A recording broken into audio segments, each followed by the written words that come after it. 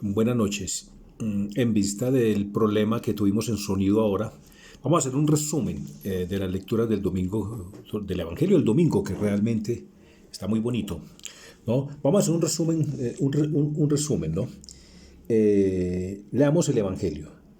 Dice, lectura del Santo Evangelio según San Mateo, gloria a ti, Señor, ¿no? Del capítulo 13, del versículo 24 al 30. Dice, les propuso esta otra parábola. El reino de los cielos es semejante a un hombre que sembró buena semilla en su campo. Pero, mientras su gente dormía, vino su enemigo, sembró cizaña entre el trigo y se fue. Cuando brotó la hierba y produjo fruto, apareció entonces también la cizaña. Los siervos se acercaron al amo y le preguntaron, Señor, ¿no sembraste semilla buena en tu campo? ¿Por qué tienes entonces cizaña? Él les contestó, algún enemigo ha hecho esto. Los siervos le dijeron, ¿quieres, pues, que vayamos a recogerla? Les respondió, no.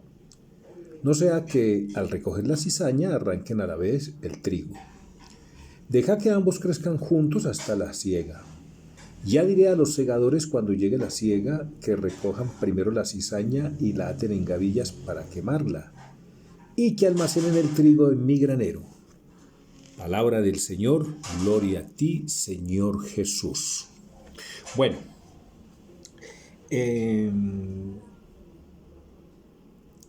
dice Jesús, dice Jesús que el reino de los cielos es semejante a un hombre, ¿no?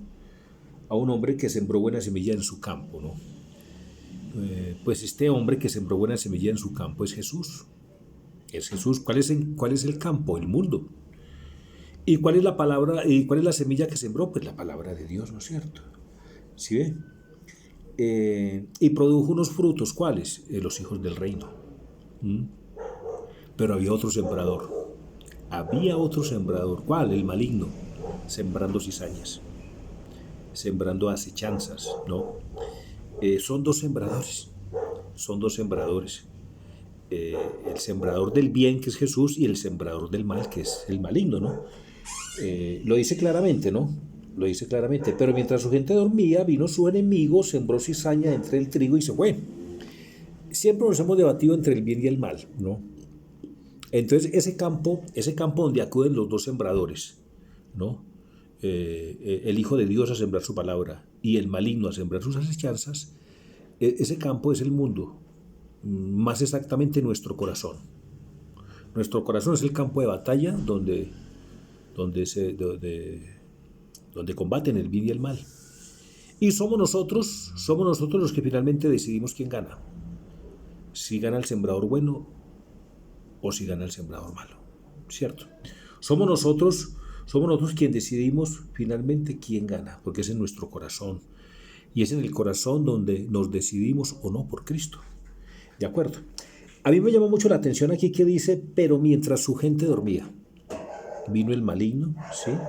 Vino su enemigo y sembró cizaña entre el trigo y se fue. Me llama mucho la atención. Pero mientras su gente dormía, ¿cuál gente? La gente del señor dueño del campo.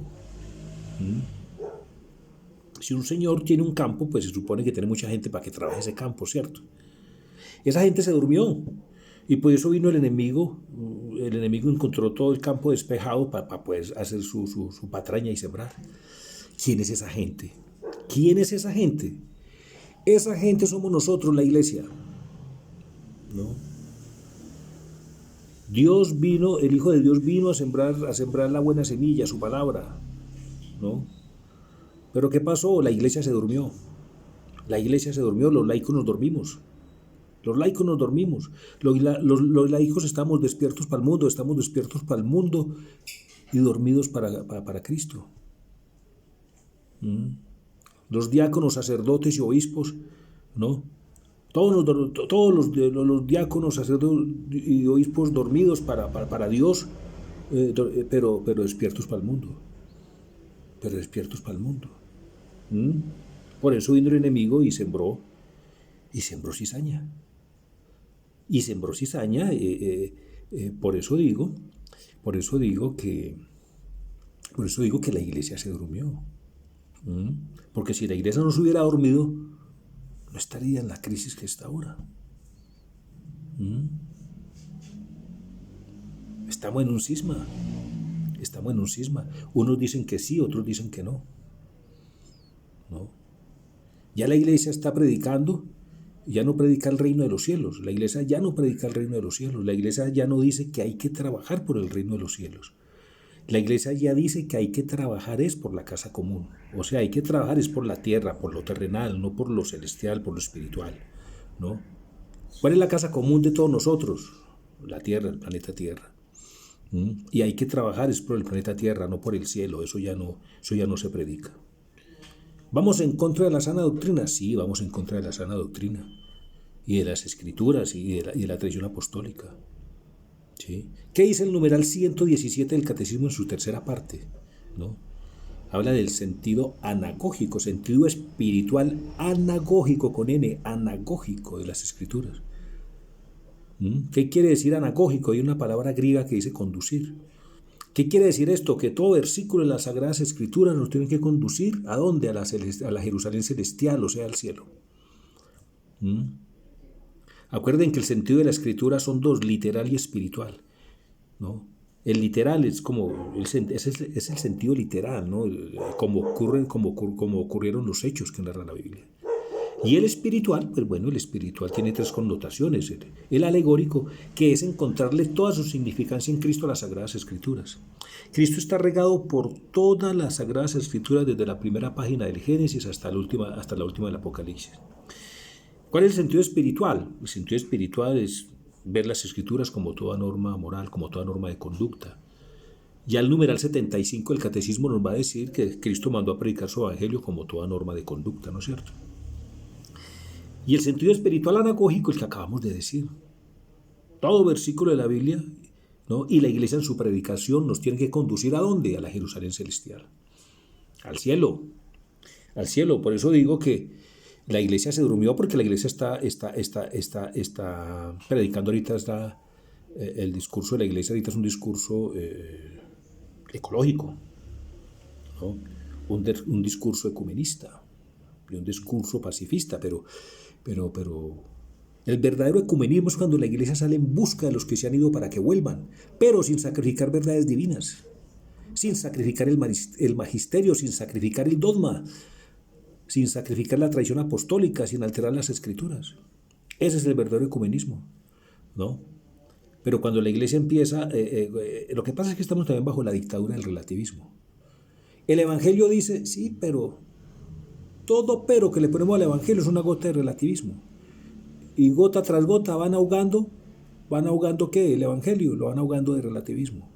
Estamos bajo la dictadura del relativismo. Cristo dijo, sí, pero no, Cristo lo dijo y punto. Cristo lo dijo y punto. ¿De acuerdo? Entonces, la gente que se durmió somos nosotros, la iglesia, desde los laicos hasta su jerarquía, ¿no? Por eso vino el enemigo y sembró en nosotros. Eso es muy actual, cobra mucha actualidad. Eso cobra mucha actualidad. Ahorita estamos dormidos. Y por eso esas doctrinas extrañas que nos hacen tanto daño. Mire, los siervos se acercaron al amo y le preguntaron, Señor, ¿no sembraste semilla buena en tu campo? ¿Por qué tienes entonces cizaña? Él les contestó, algún enemigo ha hecho esto. Los siervos le dijeron, no perdamos de vista eso. Toda doctrina extraña que escuchemos, que no sea lo que dijo Cristo, que no sea de nuestro evangelio, que no sea de las Sagradas Escrituras, tradición apostólica o el magisterio de la iglesia, ¿no? Es cizaña que va a sembrar el enemigo. Es cizaña. Es relativismo, ¿no? Es modernismo, ¿no? Es todo esto que le hace daño al depósito de la fe, ¿no? Jesús les contestó cuando los siervos le propusieron recoger la cizaña. Jesús les respondió, no, de ninguna manera. No sea que al recoger la cizaña arranquen a la vez el trigo. Es que el trigo es muy parecido a la cizaña. Y al arrancar la cizaña, Cristo no quiere que recojan la cizaña. ¿no? ¿Por qué? Porque al recoger la cizaña nos está quitando la libertad y Él nos creó libres. Él quiere que lleguemos a Él y que lo elijamos a Él como un acto libre de nuestra libertad, un acto libre, o sea, un buen uso de nuestra libertad. ¿Sí? Al recoger la cizaña nos está quitando la libertad y es lo que Él no quiere. Entonces hay dos sembradores, uno que siembra el bien y uno que siembra el mal, ¿no?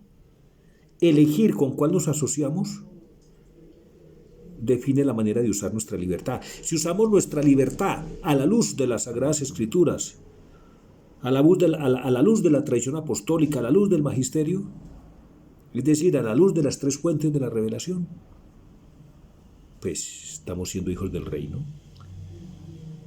Hijos del reino. ¿Sí ve? Pero si hacemos mal uso de nuestra libertad, pues nos volvemos hijos del maligno. Y entonces, ¿qué es lo grave? ¿Qué es lo grave? Que el mismo Jesús dice algo aquí muy cierto. Algo que no le gusta mucho predicar, algo que no gusta predicar en los púlpitos. ¿Y qué es? La existencia real del infierno. La existencia real del infierno. El mismo Cristo lo dice acá cuando dice interpretación de la parábola. Él mismo dice, vea,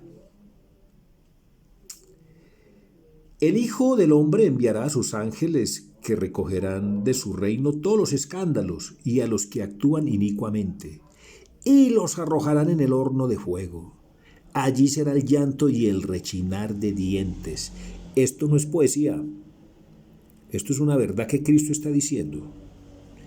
Lo está diciendo Cristo en este evangelio. ¿Sí ve? Entonces Cristo lo dijo, sí, pero viene el relativismo. No, señor, el infierno existe. Y el catecismo habla en un numeral, unos numerales describen cómo es el infierno. ¿Sí es? Bueno, entonces también está describiendo el cielo, porque él dice, entonces los justos brillarán como el sol en el reino de su Padre. El que tenga oídos que oiga. El que tenga oídos que oiga. ¿No? ¿Qué dice el catecismo del cielo? No, que el cielo es un paraíso celestial. Que el cielo es un paraíso, que es algo delicioso, algo riquísimo, ¿no? Y que allá irán todos los que mueran en gracia de Dios, los que hayan acogido, aceptado ese amor y esa gracia de Dios, ¿sí? Y lo describe como un paraíso celestial. Entonces, imagínense la finca más bella en la tierra, con las comodidades más espectaculares que pueden tener en la tierra. Eso no es ni sombra de lo que será el cielo. Ya Jesús lo dijo en otro evangelio, en la casa de mi Padre hay muchas mansiones, ¿cierto? ¿Sí? Entonces, Cristo lo está diciendo y el magisterio lo dice. El cielo es un paraíso celestial, ¿no? Porque algunos teólogos, inclusive obispos, dicen es muy infantil pensar que el cielo sea un lugar paradisiaco. No, es que el magisterio lo dice, apoyó en las Sagradas Escrituras. Muy bien. Entonces, ¿cómo podemos concluir? Pidiéndole al Señor. Mire, ¿qué nos pide el Señor en este evangelio? Nos dice, hombre, laicos, diáconos, sacerdotes, obispos, Santo Padre, cuídenme en la tierra, cuídenme, no duerman para que el enemigo no venga a sembrar cosas malas cuando yo he sembrado cosas buenas. Cuídenme, porque es que yo soy la palabra. Cuídenme porque es que yo soy la iglesia es mi cuerpo, cuídenmelo por favor. ¿No? Cuídense unos a otros. Cuídense, no duerman. Dice Cristo, yo le dije a mis apóstoles en el huerto de los olivos, no duerman para no caer en tentación. No duerman. Nosotros vivimos despiertos para el mundo y dormidos para Dios. Sí, no. ¿Qué nos dice el Señor hoy? No duerman para no caer en tentación. Hagan buen uso de la libertad para que sean hijos del reino y no hijos del maligno. Créanme que el cielo y el infierno y el purgatorio es una realidad. Eso no es poesía, es una realidad. Los que acepten mi gracia, mi amor, irán al cielo. Los que rechacen mi amor y mi gracia, irán ellos mismos. Yo no mando a nadie al infierno, dice Jesús en este evangelio, ¿no? Y el catecismo lo aclara. Somos nosotros mismos los que al rechazar el amor y la gracia de Cristo nos autoexcluimos de esa vida eterna bienaventurada que Cristo nos ofrece gratuitamente, ¿no? Entonces digámosle al Señor que nos dé la gracia de aceptar su amor, ¿no? De aceptar su amor, de aceptar todas sus gracias, ¿no? De hacer buen uso de la libertad para ser ciudadanos del reino, porque Él ya nos despejó el camino, ¿no? Él ya nos despejó el camino, Él ya nos participó su naturaleza divina. Él ya nos buscó la salvación, Él ya nos buscó un lugar en el cielo, Él ya nos dio el salvoconducto para ser ciudadanos del cielo. Pero eso es un tesoro y no lo sabemos cuidar. Con razón el apóstol Pablo dice, un tesoro tan grande, tan valioso, y lo llevamos en ollas de barro. Entonces pidámosle al Señor que nos dé esa gracia de ver las cosas como son, con esa claridad. Y que nos volvamos sal de la tierra, y que nos volvamos luz del mundo, y que nos volvamos, que entendamos que los resultados del reino de los cielos son desproporcionados con relación a sus orígenes. Los orígenes del reino de los cielos son muy modestos. Fíjese que lo compara con un grano de mostaza, que es la semilla más pequeña. Y el resultado de ese grano de mostaza es desproporcionado porque llega a ser el árbol más grande, que nos protege a todos como protege como protege a las aves del cielo. Ese árbol es figura del reino de los cielos. Un árbol grande donde caemos todos y nos da sombra a todos. Dice que ahí vienen a anidar las aves. Y Ezequiel dice, comentando también de lo mismo, dice que le da sombra al ganado, ¿no? Un árbol es muy grande para que haga todo eso después de ser una semilla tan pequeña. ¿Y qué nos dice de la levadura? Un poquito de levadura fermenta toda la masa. Esa levadura es Cristo. ¿Qué nos pide el Señor hoy? Hombre, sean fermentos de mí, fermenten todo de mí, fermenten todo de Cristo a donde vayan. Con todo lo que piensen, hablen y fermentenme todo, fermentenlo todo de mí. Sean fermento de mí, ¿no? Que con las actitudes de ustedes todo sepa y huela a Cristo. Eso es lo que nos pide en este Evangelio. Bueno, que el Señor nos conceda esta gracia. Démosle gracias al Señor por este encuentro que nos permitió hacer hoy. Pues se presentó el problema del sonido, tocó hacerlo así en diferido, pero bueno, hasta en esos pequeños detalles está su divina voluntad, ¿no es cierto? Insisto, muy importante asistir el viernes a nuestra formación del magisterio, o sea, a nuestro estudio del catecismo, porque es la única manera de defender la iglesia. Es la única manera de defender la iglesia. ¿Sí ve? Si no sabemos, si no tenemos formación en el magisterio, en la tradición apostólica y en las Sagradas Escrituras, no podemos defender la iglesia, porque la iglesia es la que guarda el depósito de la fe, ¿no? Entonces es como un abogado que no tiene ni idea de la Constitución de Colombia. ¿Cómo va a defendernos un abogado que no tiene idea de la Constitución? Igual, ¿cómo un católico que no tiene ni idea del catecismo, ni idea del magisterio va a defender la iglesia? No, lo engaña muy fácilmente. Lo engaña muy fácilmente, y cualquier doctrina foránea, cualquier seductora, por eso es que se va tanta gente de la iglesia. La gente, todo el que se va a la iglesia católica es por ignorancia, porque no la conoce, porque no la ama. Todo el que se va a la iglesia es porque no la conoce, porque es que uno ama lo que conoce. Uno no puede amar lo que no conoce, ¿no? Entonces, ¿cómo se conoce la iglesia? A través de su magisterio, ¿no? Entonces, pidámosle esa gracia al Señor. Nos vemos el viernes entonces, si Dios quiere, en el estudio del Catecismo. Gloria al Padre, y al Hijo, y al Espíritu Santo, como era en el principio, ahora y siempre, por los siglos de los siglos. Amén. Recuerden nuestra antífona, Señor, protégeme, Señor, que me refugio en ti. En vano nos cansamos usando tapabocas, usando gel, distanciamiento social y demás, si no invocamos al que nos puede proteger de verdad. El único que nos puede proteger de este contagio es Cristo nuestro Señor. Claro está, siguiendo los protocolos que las autoridades dicen. Como dice el catecismo, ya lo hemos dicho muchas veces, ¿no? Hagan todo como si todo dependiera de ustedes, pero oren como si todo dependiera de mí. Entonces hagamos todo lo que las autoridades civiles dicen, pero oremos como si todo dependiera de Dios, ¿no? Repitamos esa antífona a todo momento, siempre que nos estamos lavando las manos o echándonos gel o poniéndonos el tapabocas, a cada momento. Protégeme, Señor, que me refugio en ti. Bueno, Dios los bendiga, saludos a sus familias. Nos vemos el viernes a las 7 si Dios quiere.